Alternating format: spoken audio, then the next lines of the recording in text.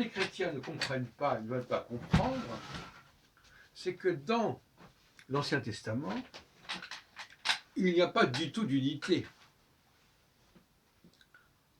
Pour dire simplifier, la Torah est essentiellement à la solde du royaume d'Israël, et je rappelle encore notamment, et pas seulement, cette sortie d'Égypte qui est constamment référée aux fils d'Israël, et alors que, effectivement, la deuxième partie du Ancien Testament est tout à fait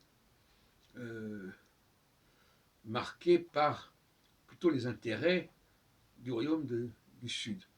Encore que le Deutéro-Isaïe, qui s'ajoute à partir du 40e chapitre, comporte un chapitre absolument extraordinaire où l'on nous indique que Cyrus doit sauver les Israélites, alors que dans Isra 1, c'est évident que l'édit de Cyrus concerne les Judéens.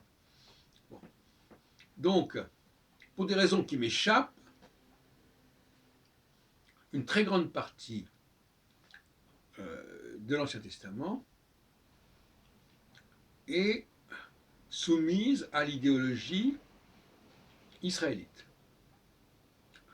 Et cette idéologie israélite, à mon avis, est marquée par l'idéologie de la troisième création. C'est-à-dire l'idée selon laquelle on allait basculer dans une autre ère, en quelque sorte.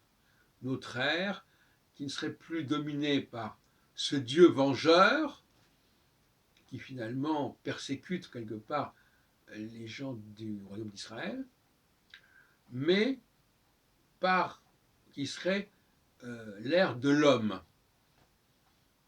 L'ère de l'homme, ce qui prépare l'ère de Jésus, mais comme Jésus est marqué par l'idéologie des Israélites, tout s'explique, tout se relie. Donc moi ça me fait doucement sourire quand j'entends des chrétiens s'appuyer sur l'Ancien Testament pour nous prouver je ne sais pas quoi, alors qu'en réalité l'Ancien Testament va dans le sens des chrétiens, mais pas dans le sens des Judéens.